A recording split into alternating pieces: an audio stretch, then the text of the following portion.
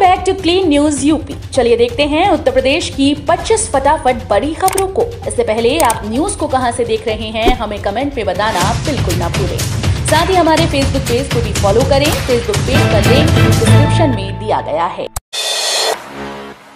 दिव्यांगजनों को रोडवेज बसों में स्मार्ट कार्ड से मुफ्त कर सकेंगे यात्रा। उत्तर प्रदेश राज्य सड़क परिवहन निगम दिव्यांगजनों की मुफ्त बस यात्रा के लिए स्मार्ट कार्ड बनवाने जा रहा है। ये स्मार्ट कार्ड रेडियो फ्रीक्वेंसी पहचान पर आधारित होंगे। Bus conductor electronic ticket issuing machine में जैसे ही इस कार्ड को स्वैप करेंगे 0 मूल्य का टिकट निकल कर आएगा। इससे न सिर्फ दिव्यांगजनों की मुफ्त यात्रा का पूरा रिकॉर्ड निगम के पास होगा, बल्कि दिव्यांगजन सशक्तिकरण विभाग से मुफ्त यात्रा की प्रतिपूर्ति में भी आसानी होगी। कार्ड धारकों को आज से मिलेगा 5 किलो चावल। प्रधानमंत्री गरीब कल्याण अन्न योजना के तहत चावल का निःशुल्क वितरण आज से किया जाएगा। वितरण 2 माह पिछड़ने के कारण PMGKAY का जुलाई माह का चावल अब वितरित किया जाएगा। यह वितरण 20 सितंबर तक चलेगा। DSO सुनील कुमार सिंह ने अंत्योदय और पात्र गृहस्थी दोनों तरह के कार्ड धारकों को प्रति यूनिट 5 किलो चावल निःशुल्क वितरित किया जाएगा।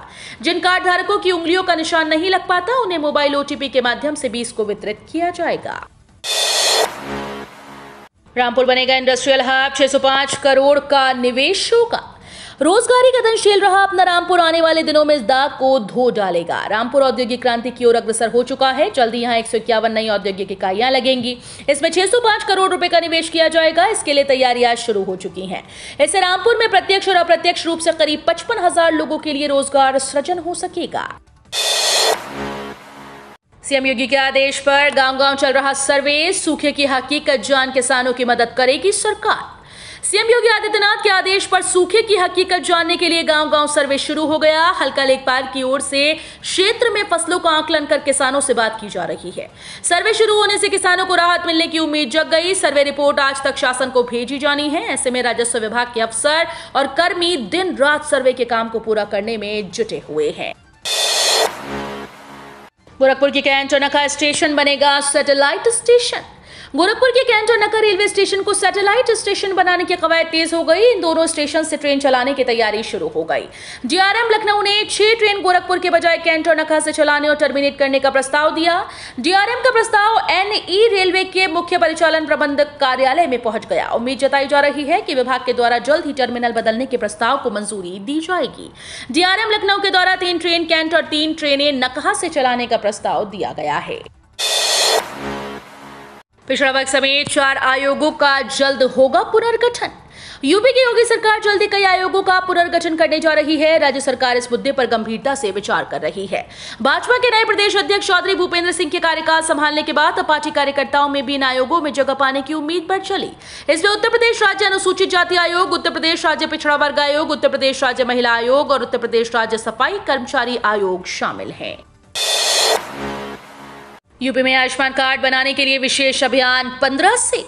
आयुष्मान भारत प्रधानमंत्री जन आरोग्य योजना के लाभार्थियों के निःशुल्क आयुष्मान कार्ड बनाने के लिए 15 सितंबर से लेकर 30 सितंबर तक प्रदेश में विशेष अभियान चलाया जाएगा।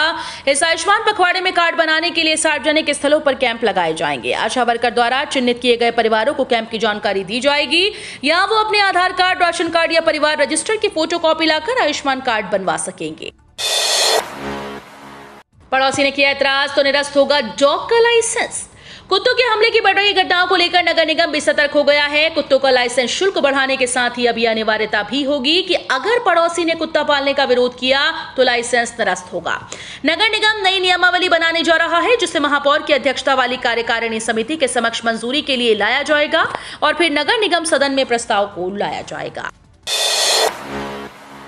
PhD प्रवेश परीक्षा के बाद अब इंटरव्यू की तैयारी। लखनऊ विश्वविद्यालय में शैक्षिक सत्र 2021-22 में PhD दाखिले के लिए प्रवेश परीक्षा के बाद अब साक्षात्कार होगा। इसके लिए प्रवेश परीक्षा के आधार पर जल्द ही योग्य पाए गए अभ्यर्थियों की सूची जारी की जाएगी। प्रवेश परीक्षा में 50% या उससे ऊपर अंक वाले सामान्य वर्ग और OBC, SC ST में वर्ग में 45% अंक वालों को साक्षात्कार में शामिल होने का मौका दिया जाएगा। साक्षात्कार 30 अंकों का होगा। उसके बाद साक्षात्कार व प्रवेश परीक्षा में मिले अंकों को मिलाकर मेरिट तैयार कर रिजल्ट फाइनल होगा। शहर को चमकाने के लिए 35 करोड़ खर्च करेगा LTA। लखनऊ विकास प्राधिकरण चंदमाहा में शहर का कायाकल्प करने में 35 करोड़ रुपए खर्च करेगा। इसकी रूपरेखा तैयार कर ली गई। अफसरों के मुताबिक अलग अलग जोन में अभियंताओं द्वारा तैयार की गई सूची के हिसाब से काम कराए जाएंगे। यही नहीं, यहाँ ज्यादा जरूरी होगा उससे प्राथमिकता पर कराया जाएगा। इसके लिए रूपरेखा बना ली गई। वहीं बरसात में जल निकास की समस्या जिन क्षेत्रों में है उससे चरणबद्ध तरीके से कराया जाएगा। करीब 20 करोड़ रुपए इस प्रोजेक्ट पर खर्च किए जाएंगे। इसमें गोमती नगर विस्तार, जानकीपुरम विस्तार कॉलोनी सहित कुछ वीआईपी क्षेत्र भी हैं। अंग्रेजी के शिक्षकों को स्पोकन कोर्स कराएगी योगी सरकार। अब राजकीय हाई स्कूल व इंटर कॉलेजेस के अंग्रेजी के शिक्षकों को भी अंग्रेजी बोलने का प्रशिक्षण दिया जाएगा। इसके लिए स्पोकन इंग्लिश का ऑनलाइन कोर्स कराया जाएगा। माध्यमिक शिक्षा निदेशक डॉक्टर सरिता तिवारी ने सभी DIOS को आदेश जारी करते हुए ऐसे अध्यापकों की संख्या मांगी। ये कोर्स दीक्षा पोर्टल पर ऑनलाइन किया गया है। आंग्ल भाषा संस्थान के इस कोर्स को LT ग्रेड शिक्षकों और प्रवक्ताओं के लिए अनिवार्य किया गया। नोएडा और पश्चिमी उत्तर प्रदेश को भी दिल्ली का हिस्सा घोषित करने की मांग। आम आदमी पार्टी के गौतम बुद्ध नगर जिला अध्यक्ष भूपेंद्र सिंह जादौन ने प्रधानमंत्री नरेंद्र मोदी को लिखे एक खुले पत्र में नोएडा समेत पश्चिमी उत्तर प्रदेश के जिलों को दिल्ली का हिस्सा बनाने का आग्रह किया है। इस पत्र में आप नेता ने कहा कि इस कदम से राष्ट्रीय राजधानी की तर्ज पर जिले का विकास सुनिश्चित होगा और लोगों को पानी, बिजली और सार्वजनिक परिवहन जैसी बुनियादी सुविधाएं मुफ्त या न्यूनतम लागत पर मिलने लगेंगी। जादौन का यह पत्र हुई मोदी की गौतम बुद्ध नगर के ग्रेटर नोएडा की यात्रा के साथ मेल खाता है, जहां उन्होंने वर्ल्ड डेयरी समिट 2022 का उद्घाटन किया था। 50,000 की पाइप के बदले हर महीने 2 लाख का ऑक्सीजन खरीद रहा अस्पताल। बरेली में बीते 8 महीनों से हर महीने करीब 2 लाख रुपए ऑक्सीजन सिलेंडर खरीदने पर खर्च किया जा रहा है, जबकि करीब 50,000 रुपए की कॉपर पाइप खरीदकर अब तक 15 लाख रुपए की बचत हो सकती थी। दिलचस्प बात तो यह है कि अस्पताल के अधिकारियों और कर्मचारियों को ऑक्सीजन प्लांट की सप्लाई के बारे में पता भी नहीं। सपा विधायक कल से रोज 2 घंटे विधानसभा के सामने धरना देंगे। समाजवादी पार्टी के विधायक आज से 18 सितंबर तक रोज 2 घंटे लखनऊ में विधानसभा के सामने धरने पर बैठेंगे। सपा ने महंगाई, लेवाना, अग्निकांड, कानून व्यवस्था और उत्पीड़न जैसे सवालों पर बीजेपी सरकार को घेरने की पूरी तैयारी कर ली है। बता दें कि 19 सितंबर से विधानसभा का मानसून सत्र शुरू हो रहा है। मुख्यमंत्री योगी आदित्यनाथ मंगलवार को 2 दिन के दौरे पर गोरखपुर पहुंचे। वो गोरखनाथ मंदिर में ब्रह्मलीन महंत दिग्विजयनाथ महाराज और राष्ट्र संत ब्रह्मलीन अवेद्यनाथ महाराज की स्मृति में चल रहे साप्ताहिक पुण्यतिथि समारोह के समापन समारोह में शामिल हुए। टैबलेट स्मार्टफोन से छात्रों ने उड़ा दिए मोदी योगी के वॉलपेपर, मची खलबली, मुश्किल में अफसर। समाजवादी पार्टी की सरकार ने यूपी के छात्रों को लैपटॉप बांटे थे। लैपटॉप खोलते ही अखिलेश यादव और मुलायम सिंह की तस्वीर वॉलपेपर के रूप में दिखाई देती थी।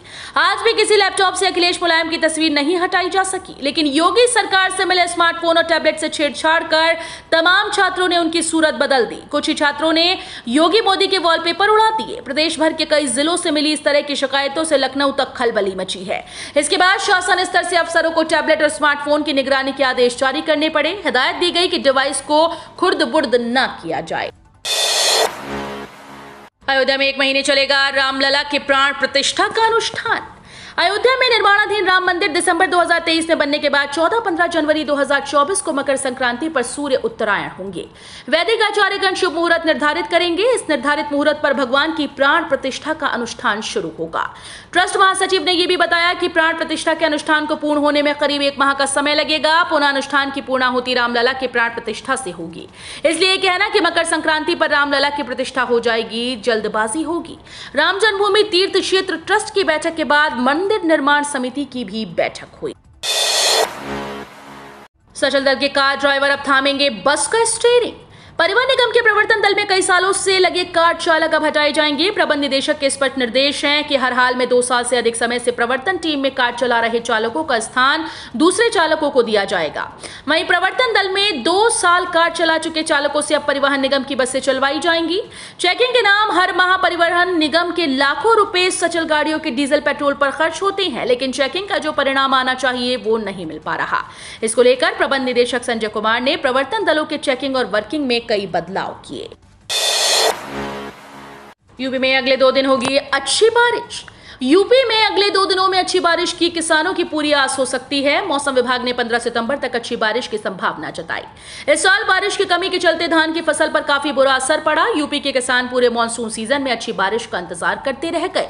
अब जब मानसून विदाई की बेला में है तो 15 सितंबर तक अच्छी बारिश के अलर्ट ने किसानों में नई उम्मीद जगा दी है। रहे अलग, फिर भी शिवपाल के सम्मान में आगे आएंगे अखिलेश यादव। सपा प्रमुख अखिलेश यादव के शिवपाल से राहें अलग होने के बावजूद भी चाचा के सम्मान में आगे आए हैं। अखिलेश यादव ने विधानसभा अध्यक्ष को लेटर लिखकर विधानसभा सदन में आगे बैठाने की अपील की। अखिलेश यादव का कहना है कि चाचा शिवपाल वरिष्ठ हैं, उन्हें आगे जगह मिलनी चाहिए, उनका पीछे बैठना ठीक नहीं। हालांकि शिवपाल ने भी इससे पहले पत्र लिखकर अपनी बात रखी थी। शिवपाल यादव चाहते हैं कि विधानसभा में उनको बैठने के लिए आगे की सीट मिले। कानपुर और बरेली में सोने की कीमतों में गिरावट, चांदी बढ़ी। भारतीय सराफा बाजार ने सोना और चांदी के रेट जारी कर दिए। कानपुर और बरेली में सोने में गिरावट दर्ज की गई और चांदी की कीमत बढ़ गई। आगरा में सोना और चांदी दोनों की कीमत स्थिर रही। गोरखपुर में सोने की कीमतों में गिरावट दर्ज की गई जबकि चांदी स्थिर रही। कानपुर में सोने में गिरावट दर्ज की गई और चांदी की कीमत बढ़ गई। मंगलवार को सोना 52,000 प्रति 10 ग्राम और चांदी 58,800 रुपए प्रति किलो बिकी। कानपुर में ब्रिटिश काल का नाला बना काल, करीब 100 मकानों के ध्वस्त होने का खतरा मंडराया।